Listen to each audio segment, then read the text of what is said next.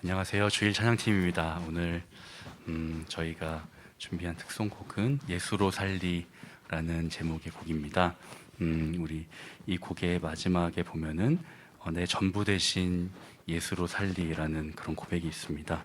정말 예수님은 나의 전부이고 그리고 나는 예수님의 전부입니다. 정말 잠깐 있다가 사라지는 나와 같은 존재도 예수님이 전부로 여겨주시고, 그리고 나도 예수님이 나의 전부가 될 수 있다는 게 얼마나 기쁘고 감사한 일인지 모르겠습니다. 그 예수님의 전부 되신 예수님으로 살겠다는 고백을 이렇게 드리고 싶습니다. 찬양하겠습니다.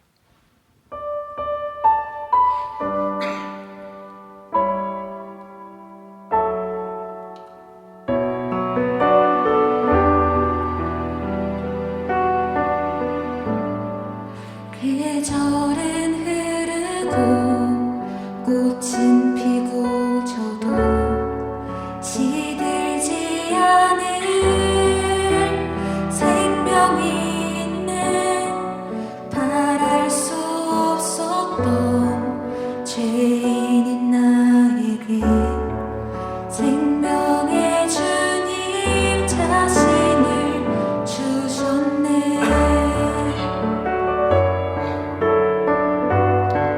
계절은 흐르고 꽃은 피고 저도 시들지 않을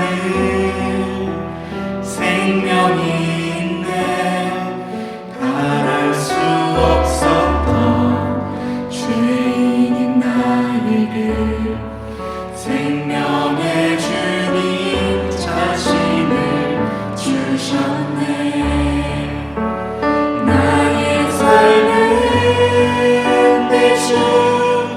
예수의 것이니 내 생명 다해 예수로 살리.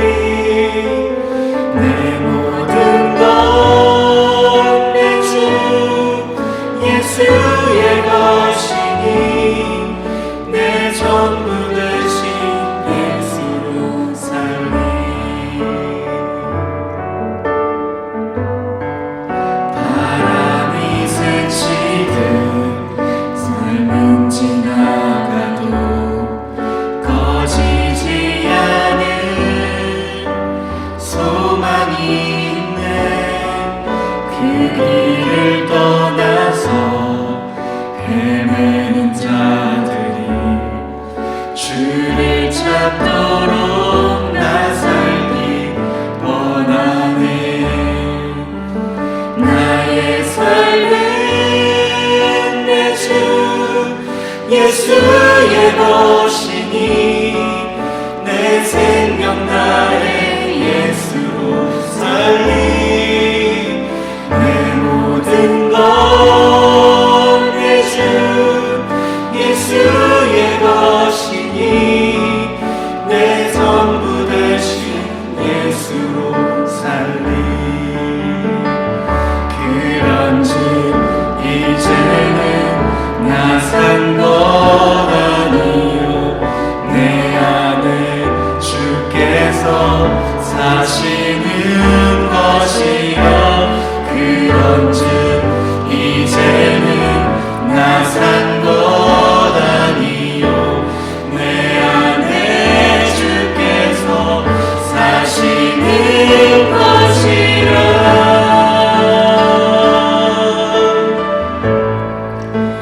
나의 삶은 내 주 예수의 것이니 내 생명 다해 예수로 살리. 내 모든 것 내 주 예수의 것이니 내 전부 되신 예수로 살리. 내 전부 되신 예수로 살리. 감사합니다. 오늘 함께 하실 성경은 디모데후서 4장 18절 한 절입니다. 함께 읽도록 하겠습니다. 시작. 주께서 나를 모든 악한 일에서 건져내시고 또 그의 천국에 들어가도록 구원하시리니 그에게 영광이 세세에 무궁토록 있을지어다. 아멘. 지난주에 우리 배지연이가 카톡으로 천국에 대해서 보내줬어요. 천국을 영한 사전이 아니라 영영 사전을 에서 나와 있는 그 뜻을 가지고 해석을 해주었는데 읽어드리면 주님과 끝없고 영원한 교제가 있는 영적 상태 이렇게 번역을 해서 주었어요. 근데 지연이가 알다시피 마음이 깨끗하고 특별히 이제 미국에서 공부하고 하면서 상당히 번역도 여러 가지가 있을 텐데 마음에 깨끗하게 어느 때 주의 지혜로 번역을 해주는 재능이 있다고 생각이 들어서 제가 거의 잡아오다시피 한국에 끌고 왔는데 가끔 이렇게 나눌 때마다 은혜스러운 그런 재능을 발견하곤 해요. 근데 저도 그렇게까지 어렴풋이 알고 있어도 이렇게 딱 명료하게 이야기를 들으니까 너무 좋았다고 생각이 들어서 말씀을 드려요. 천국을 우리가 죽고 나서 아무도 경험해 보지 못한 어떤 장소로 생각하는 것이 일반적이었을 텐데 조금씩 달라져서 지금은 실제 삶에서의 하나님의 다스림, 그 통치 자체를 천국으로 많이 이야기하고 있지요. 그런데 오늘 들려드린 이 해석은 너무 실제적으로 와 닿아서 주님과 끝없고 영원한 교제가 있는 영적 상태 이렇게 하니까 나라가 아니라 상태로 이야기를 해주니까 더 마음에 확연하게 왔던 것 같아요. 그래서 함께 오늘 나누기 위해서 천국이란 제목을 가지고 또 말씀을 드립니다. 이 의미로 우리가 살펴본다면 하나님의 나라가 여기 있다 저기 있다 하지 않고 우리 안에 있다라고 했을 때에 우리 안에 뭔가 나라가 있나 이렇게 생각을 할 수 있겠지만 어찌 보면 내 안에 있는 주님과의 영원한 교제 상태, 그것이 주님과의 그 영원한 교제가 우리 안에 있다고 하는 것은 이해가 어렵지 않을 것 같아요. 그렇게 말하면 또 밭에 감추인 보화라고 천국은 마치 밭에 감추인 보화다라고 이야기하는데 그것은 무슨 뜻일까라고 또 대입을 해보면 주님과의 교제가 아직 발견되지 않은 상태 혹은 주님과의 교제가 아직 시작되지 않은 상태 이런 것 같아요. 주님과의 교제가 시작되면 그 행복감과 그 기쁨으로 말미암아 세상의 모든 것들이 상관없어지는 버릴 수 있게 되는 그런 흐름이 가능하지 않을까라고 생각이 들어요. 마태복음 16장 19절에도 아시는 바와 같이 베드로가 주는 그리스도시요 살아계신 하나님의 아들입니다라고 고백을 한 후에 그것을 알게 하니는 혈육이 아니라 하늘에 계신 아버지다. 그리고 이 반석 위에 내가 교회를 세우겠다. 이렇게 얘기한 다음 구절입니다. 내가 천국 열쇠를 네게 주리니 그러니까 베드로에게 그냥 아무 열쇠를 절컥 맡기는 게 아니라 그냥 천국 열쇠라고 했던 표현을 좀 더 주목해 볼 필요가 있지 않겠느냐 하는 거죠.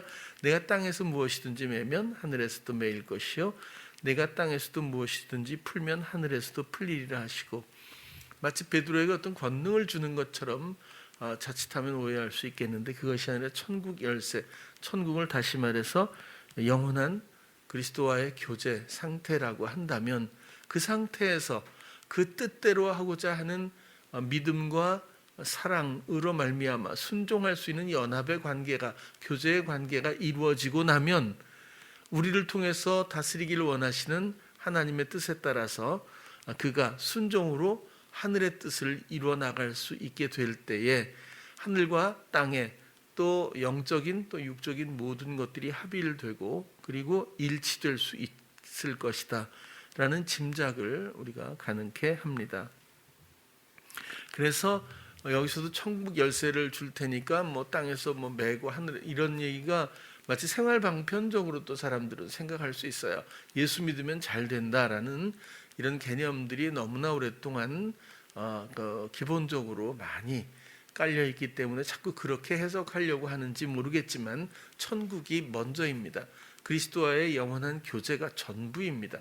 그 교제 가운데는 뭐든지 다 있죠. 그리스도로 말미암는 모든 능력이 그곳에서부터 시작되고 그분의 지식과 지혜와 사랑과 능력과 그분의 아심이죠. 지식이라는 것.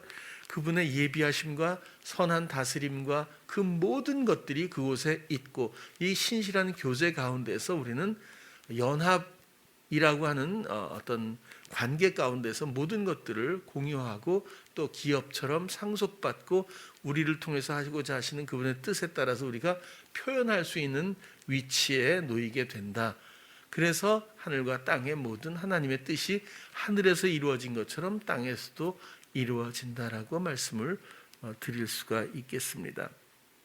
오늘 본문에도 다시 보면 주께서 나를 모든 악한 일에서 건져내시고 또 그의 천국에 들어가도록 구원하시리니 또 오해를 하면 죽고 나서 또 뭐 바울이 뭐 천국에 가겠지가 아니죠. 이제는 그의 천국에 들어가도록 이 천국이라는 단어가 많이 나오는 편이잖아요. 주로 이제 마태복음에서 많이 나오게 되는데 우라노스라고 하는 단어와 바실레이아입니다. 천국 두 개가 이제 다른 뜻이잖아요. 국하고 천하고는 뭐 그 다른 의미죠. 그 우라노스라고 하는 이 단어도 원래 하늘 이런 뜻이 있지만 다른 뜻은 복음, 행복, 영원 이런 뜻이 있습니다. 바실레아는 아시는 것처럼 다스림, 통치잖아요. 그런데 그러면 영원한 다스림, 행복한 다스림, 복음의 다스림, 이 다스림을 다시 교제로 바꾸면 그 영원한 교제, 복음의 교제, 행복한 교제, 그것이 천국이라고, 그것이 헤븐이라고 이렇게 설명할 수가 있겠습니다. 우리 안에 이 교제의 영적 상태를 천국으로 이해한다면 사실 많은 것들이 확연해진다고 봐요. 나는 천국을 소유했는가 하면 내가 믿음 생활하다가 죽고 나서 어디론가 갈 수 있는 어떤 가능성이 내 안에 있는가 뭐 이렇게 생각할 수 있는데 이제는 영적으로 주님과의 관계 가운데서 이 모든 이해가 정리되기를 바랍니다. 여러분들은 천국 백성입니까? 라고 물었을 때 나는 주님과의 사랑의 교제가 있습니다. 나는 그분을 사랑하죠. 라고 한다면 얼마든지 답변할 수 있으리라고 생각해요. 이렇게 주님과 끝없고 영원한 교제가 있는 영적 상태라고 했을 때 이 교제라는 단어가 커뮤니언입니다. 이것은 아시는 것처럼 교감이란 뜻, 교제란 뜻도 있지만 사전에 보면 첫 번째 의미가 성찬식입니다. 그래서 우리가 성찬에 대해서도 좀 다시 한번 이해를 정리해야 되지 않을까 싶은데요. 교제와 성찬, 자칫하면 아직도 그런 위험이 있는데 성경을 문자 그대로 이렇게 해석하려고 하는 것을 성실로 또 여길 수 있기 때문에 그래요. 그런데 성경을 통해서 주시는 지혜의 이해가 있었으면 해요.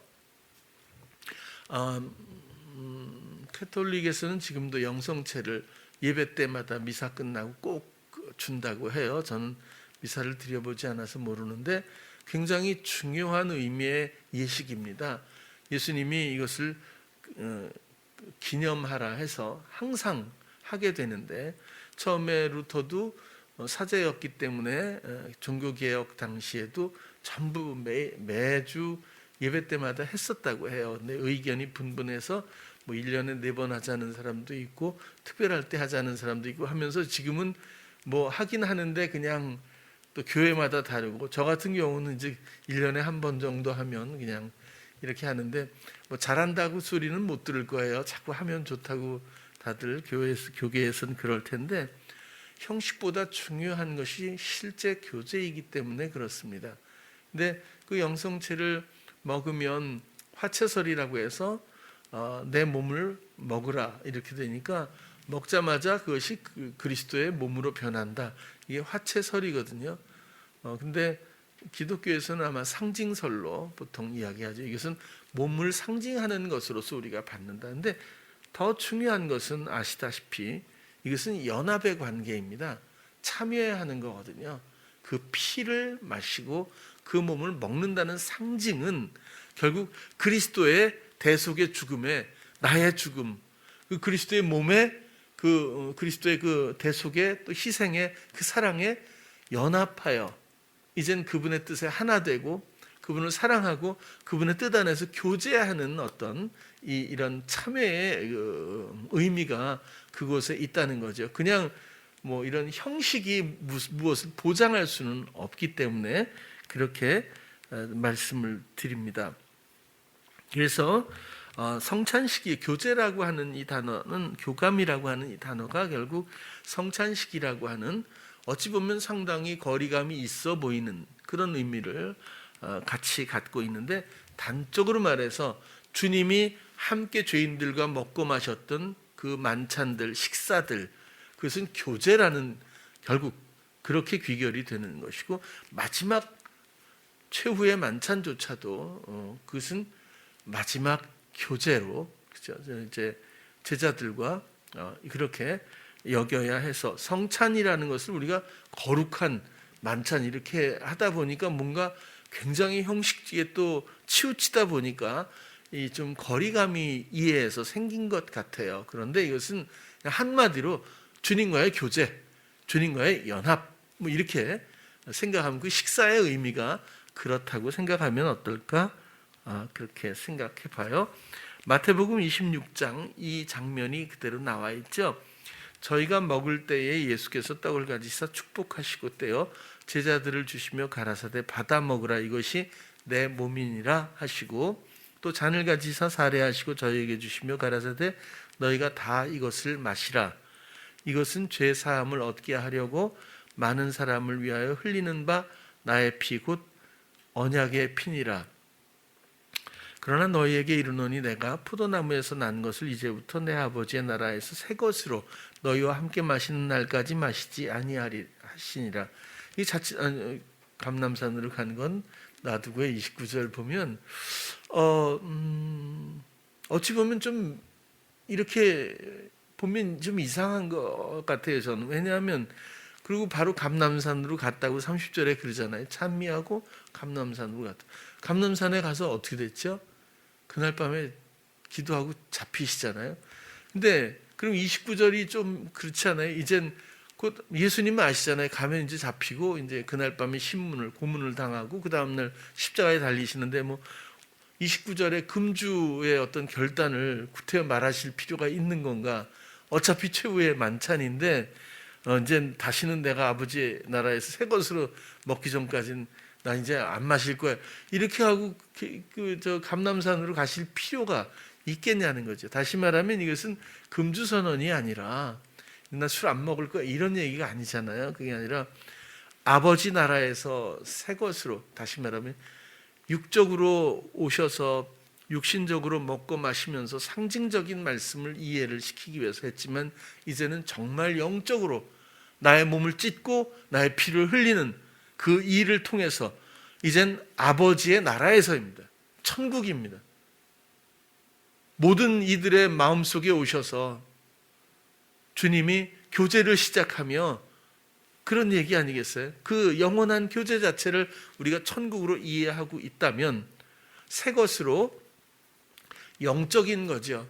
그리고 이런 세상의 것 이런 것이 아니라 진짜 사랑의 희생을 연합으로 말미암아 이 세상에 없었던 생명의 교제가 새롭게 시작되는 모든 것에 재창조되는 우리도 새 생명을 입고 그리스도는 물론이요 우리의 생명의 시작이 되고 우리의 모든 것의 시작이 되고 또 우리의 모든 것이 될 수밖에 없는 모든 것이 새로운 어떤 그런 가운데서 교제가, 그리스도와의 영원한 교제가 끝나지 않는 그 일이 시작되는 영적인 소망을 갖고 말씀하신 거지, 내가 이제부터는 술 안 먹을 거야, 난 절대로 이제 곧 가시는데 그런 얘기를 하실 필요 없다는 그런 흐름에서 보았을 때 좀 더 영적인 이해가 필요하지 않겠나라는 생각을 해보는 거죠. 그리고 이렇게 구태여 떡을 떼서 나눠서 먹고 내 몸이라고 하고, 또 포도주를 해서 언약의 피라고 하는데, 이 언약의 피조차도 이것을 언약의 피인데 죄사함을 얻게 하려고, 그렇죠? 많은 사람을 위하여 흘리는 바, 이것이 이 피의 어떤 또 의미이지 않겠습니까? 그냥 마시는 것이 아니라, 단순한 교제가 아니라 죄사함을 얻게 하려고 많은 사람을 위해서 흘리는 피에 동참하는 거거든요. 이건 죄 때문입니다. 죄 사함을 위함입니다. 여기서 죄 사함도 그냥 우리가 지금 허물이 많아, 도덕적인, 이렇게 생각하면 조금 다르다고 했죠. 자기 경영에 빠지고 사단의 종노릇하는 이 영적인 버려진 바 된 사망에 거해서 죄와 사망의 이 올무에서 정말 건져낼 어떤 희망도 없는 버려진 정말 이 불쌍한 영혼들을 향해서 그들의 죄 용서 어떻게 해요? 아버지의 나라에서, 다시 말하면 사람들의 마음 안에서 새롭게 교제가 시작될 때 성령으로 오셔서 새 생명의 그리스도와 함께 이미 나를 위해서 대속의 피를 흘리신, 희생하신, 화목제물 되신 그리스도와 함께 교제가 이루어질 때 더 이상 우리의 경영은 부질없어지고 사단과의 모든 관계는 그리스도의 피에 힘입어 소멸될 수 있는 그때를 말씀하시면서 죄사함을, 그런 죄사함이죠. 그런 이전에 나의 경영에 대한 모든 탕감, 용서하심, 이런 것들을 얻게 하려고 많은 사람을 위하여 흘리는 바 나의 피, 언약의 피다. 이것을 마시라고 하는 것은 참여한다, 나의 죽음이 있어야 한다는 거죠. 결코 주님이 우리 안에 계셔도 나의 죽음이, 나의 경영에 중단이 없으면, 그렇다면 주님은 끝까지 감추인 보화에 불과할 겁니다.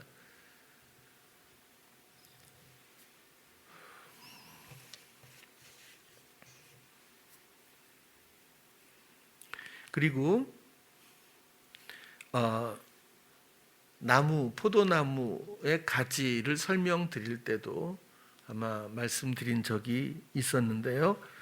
이 가지라고 하는 이것은 당연히 팔다리, 지체라는 뜻이 있지만 또 다른 뜻이 떡을 떼다라고 하는 뜻이 있다고 했어요. 이 연합의 관계, 공급의 관계, 이 교제의 관계, 이 한 몸의 관계가 떡을 떼다 하고 상당히 연관성이 아주 높다는 거죠. 다시 말해서 떡을 뗀다는 것은 연합의 관계를 말하고, 몸된 교회, 주 그리스도의 지체라는 상징적 의미를 담고 있다, 이렇게 설명드릴 수 있겠습니다. 그래서라도 성찬은 곧 교제는 주님의 지체, 몸된 교회를 의미하기도 한다, 그렇게 또 설명을 드립니다. 머리 대신 주님의 다스림의 성립, 나는 팔다리, 행하는 역할, 이것이 반드시 선결되어야 합니다. 우리는 참 연극을 하듯이 산다고 설명을 드린 적이 있어요. 잘 모르는 사람도 있겠지만 사실은 내 생각이 아닐 때가 훨씬 많습니다. 마음 뒤에서 읽어주는 대사인지 모르고 나는 생각되는 대로 행하고 또 끌려가면서 연기를 펼치면서도 잘 모를 때가 있어요. 이 인생이라고 하는 연극 무대에서 여전히 연출자는 사단이 분명합니다. 그 연극 무대 위에는 성극도 있어서 은혜도 있고 주님도 있습니다. 기도도 있고 구원도 있습니다. 찬송도 있고 그곳에는 정말 아름다워 보이는 모든 영적인 일들도 그곳에 있어요. 그러나 연출자가 여전히 사단이고 또 안심하며 또 주님을 사랑한다고 고백하는 대사도 그곳에 있을지도 모르겠어요. 그러나 이 사단과의 관계를 우리 스스로는 감각할 수도 끊어낼 수도 없습니다. 우리 안에서 시작된 그리스도와의 교제에서부터 말미암는 알게 하시고 생각나게 하시고 인도하시고 보호하시는 그분의 능력에 따라 사랑의 힘에 의해서 사단은 어두움이 물러가듯 빛 가운데 거하지 못하고 단절될 뿐입니다. 그리스도가 없이는 우리는 결국 구원을 그래서 말할 수가 없겠습니다. 이렇게 떡을 떼고 떡을 먹고 그리고 포도주를 마신다고 하는 것은 그리스도의 이런 죄사함의 의미에 동참하고 나도 내 마음의 죽음이 반드시 내가 하던 모든 헛된 연기를 이제 집어치우고 오직 당신의 교제 앞에 서기를 원합니다 라고 하는 마음의 정리가 있어야 합니다. 끝까지 연극하고 어떤 분은 평생 성극만 했을 수 있어요. 목사님들 그럴 수 있겠죠. 성극만 하다가 또 끝날 수도 있어요. 그러나 정말 영적인 분별력은 사람이 어쩌지 못하거든요. 주님과의 교제가 모든 것의 전부입니다. 그러나 이것도 말씀드린 대로 그냥 그런가 보다 해서 되는 일은 아니고 로마서 3장 25절 보면요. 이 예수를 하나님이 그의 피로 인하여 믿음으로 말미암는 화목제물로 세우셨으니 이는 하나님께서 길이 참으시는 중에 전에 지은 죄를 간과하심으로 자기의 의로우심을 나타내려 하심이니 하나님이 그의 피로 인하여 믿음으로 말미암는 화목제물로 세우셨다고 이렇게 설명해요. 그냥 화목제물이 아니에요. 믿음으로 말미암는 화목제물입니다. 우리에게는 그리스도를 마음에서 감각하고 그리고 그분을 만나고 그분을 듣고 그분을 알고 그분의 신실하심과 하나님 되심을 그 사랑을 믿어야 합니다. 그래야 나에게 그분이 화목제물로서의 뚜렷한 존재감과 역량이 시작된다고 생각 들어요. 머릿속에만 있어갖고는 안 되고 정말 교제가 실질적으로 있어야 됩니다.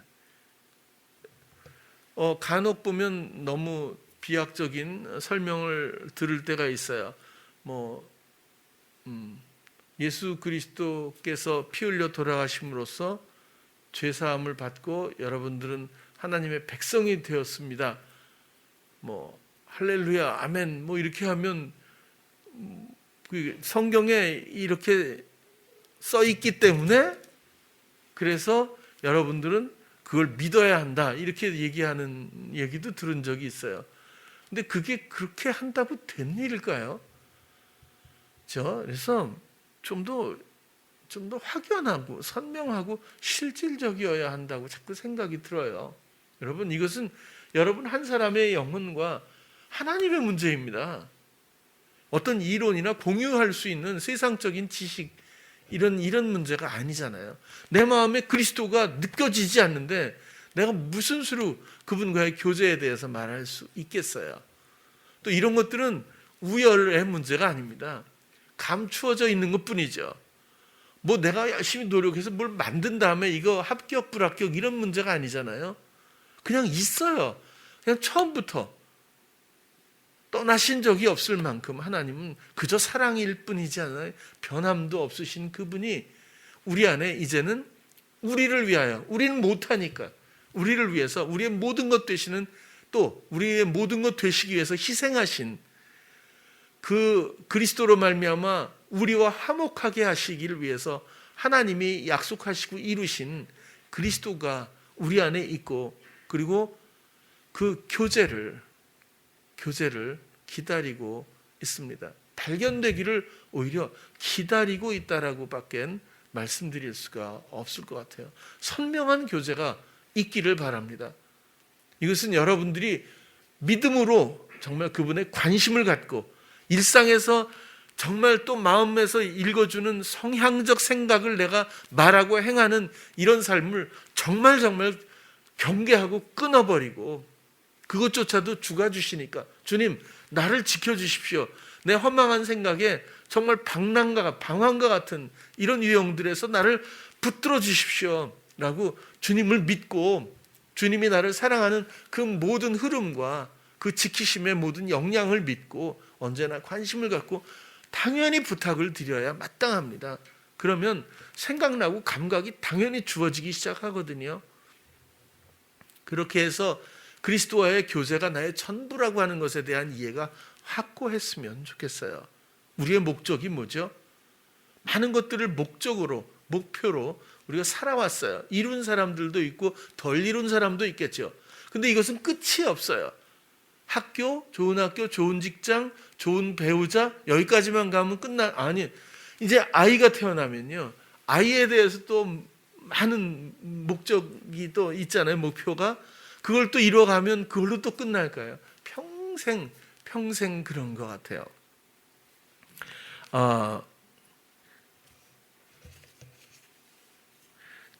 이렇게 한번 예를 한번 들어볼게요.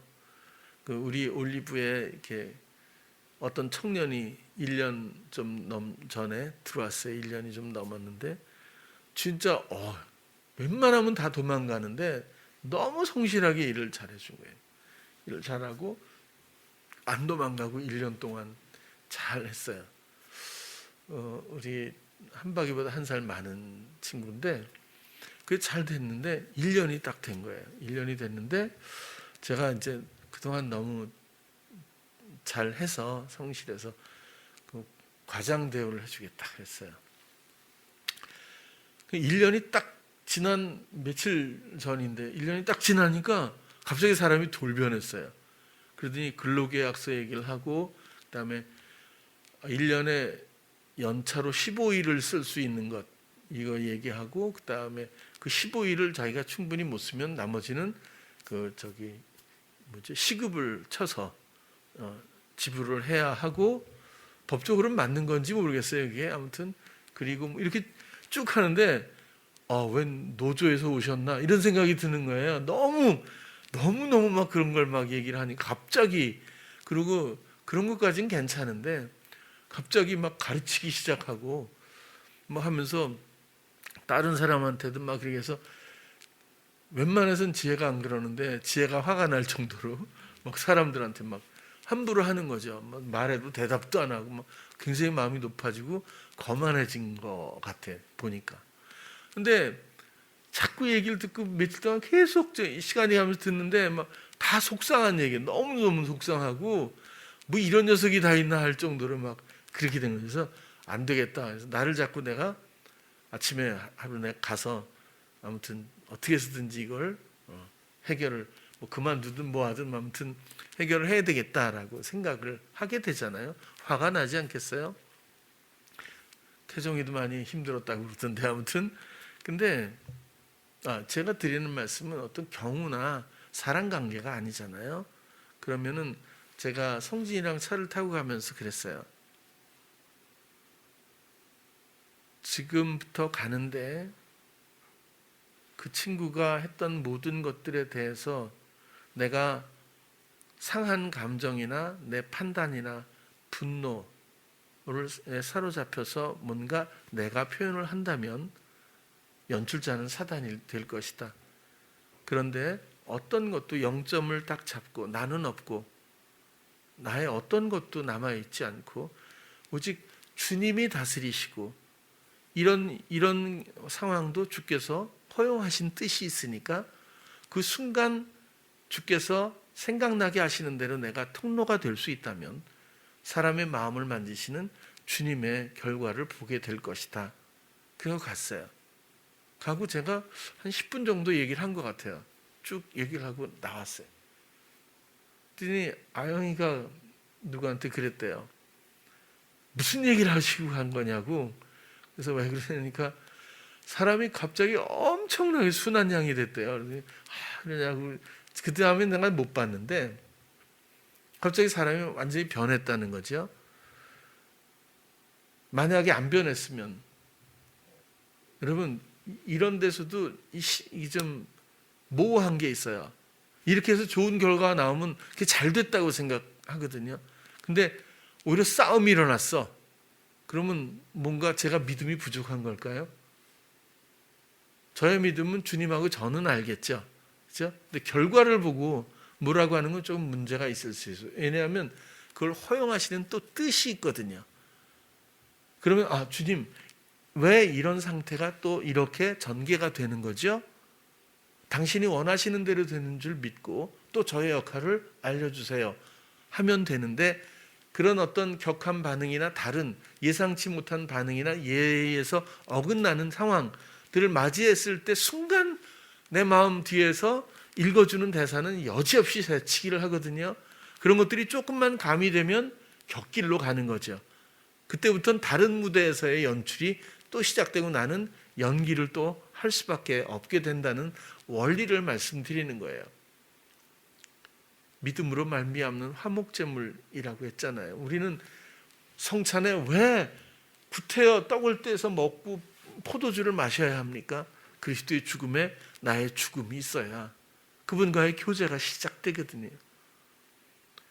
아직도 스스로의 나의 죽음, 나의 옛사람의 죽음, 세례, 마음의 할례 이런 것들이 정리되지 않은 그런 좀 간과하는 그런 경우가 아직도 많이 있는 것 같아요. 망설이지 마십시오. 놔야 해요. 정말 잘라야 합니다. 정말 분별해야 돼요. 그것마저도 내가 할 수도 없지만 할 필요도 없어요. 주님에 대한 나의 정한 마음 들여서 관심만 가질 수 있다면, 그냥 부탁하는 마음만 가질 수 있다면, 그분이 하신다는 것을 당연하지만 신뢰할 수 있는 그런 마음을 주께 고백할 수만 있다면, 그리고 지켜볼 수만 있다면 여지없이 주님의 신실하신 다스림을 볼 수 있습니다. 그리고 그런 정황들의 흐름은 전혀 우리의 관심사가 거의 아니라고 저는 생각이 들어요. 우리의 모든 마음의 관심사는 오직 주님과 나 둘뿐입니다. 이 세상은 간 곳 없고 주님과 나만 있다면, 그 사랑에 빠지고 그 신뢰의 기쁨 가운데 있다면 주님이 어떻게 행하시든 어떤 뜻을 어떻게 펼치시든 그런 것에 상관하지 않고, 그런 것에 나의 기대를 두지 않고 오직 주님과의 교제에 내가 전부 드리고 있다면 그 사람은 천국 백성입니다. 우리는 그렇게밖엔 자유를 말할 수 없고, 그렇게밖에는 평화, 다시 하나가 된다는 말을 할 수밖에 없고, 그렇게 하지 않고는 기쁨을 말할 수가 없을 겁니다. 세상이 알지 못하는 기쁨은 세상과 관계에서 얻을 수가 없기 때문입니다. 세상과의 단절에서 비로소 그리스도로 말미암아 그 사랑에 하나 돼서, 그 죽음에 하나 돼서 그분의 모든 다스림에 하나 되어 우리가 지체될 때에 비로소 말할 수 있는 단어들이기 때문에 그렇습니다. 천국은 이 다음에, 아니면 잘하면, 말 잘 들으면 그런 내용이 전혀 아니라 우리의 잘못과 허물과 전혀 상관없이 우리 마음에 이루신 성찬입니다. 함께 먹고 마시는 교제고, 그분의 죽음에 기쁨으로 나의 죽음을 선포하고 내어드리고, 그분의 행하심을 기대하며 언제나 믿음으로 순종할 수 있는 소망이 넘칠 때, 그분의 사랑, 그 사랑이 주시는 여러 가지 그 행복감과 기쁨이 내 마음에 가득할 때 나는 비로소 천국을 이해할 수 있을 것이다 라고 말씀드릴 수 있는 것 같아요. 고린도전서 1장 9절, 너희를 불러 그의 아들 예수 그리스도 우리 주로 더불어 교제케 하시는 하나님은 신실하십니다 우리를 어디서 불러요? 세상에서, 죄에서, 사망에서, 그죠? 칼레오잖아요. 불러서 그의 아들 예수 그리스도 우리 주님으로 더불어 교제케 하시는 하나님. 교제라는 말 코이노니아죠. 코이노노스에서 유래되었다고 하는데 이 말은 친구, 반려자, 동역자 그런 뜻이라고 해요. 천국은 주님과 친구 혹은 반려자의 관계로서의 영원한 교제다. 뭐 그렇게도 설명할 수 있겠습니다. 내 생각이 아닌 주님의 생각이 내 입술에 있기를 원합니다. 나의 기대가 아닌 주님의 다스림에 대한 기대가 우리 모두에게 있기를 원합니다. 더 이상 감추어진 주님이 아닌 실상의 진리의 영원한 주님과의 교제가 우리 모두에게 있기를 원합니다. 끝없이 영원한 주님과의 영적인 교제가 충만한 천국 백성들 되시기를 간절히 축원합니다. 기도하겠습니다. 사랑의 주님, 하나님의 나라 천국은 여기 있다 저기 있다 할 것이 아니라 우리 안에 있습니다. 우리를 위해서 화목제물이 기쁘게 되어주신 주님의 사랑 그리고 주님의 모든 것이 우리 안에 있고 우리를 기다립니다. 중독된 것처럼 이미 성향의 연기자로 살아왔던 모든 헛된 일들을 이제 내려놓고 오직 사랑의 교제 가운데 들어가기를 원합니다. 시간 여행하듯 세상의 모든 상황들을 여행하며 더 이상 마음 내어주지 않기를 원하고 주님의 생각만이 우리의 입술에 주님의 뜻만이 우리의 행실에 있기를 원합니다. 믿음과 순종과 사랑으로 충만한 천국 백성들 되게 하여 주시옵소서. 예수님 이름으로 기도드렸습니다. 아멘.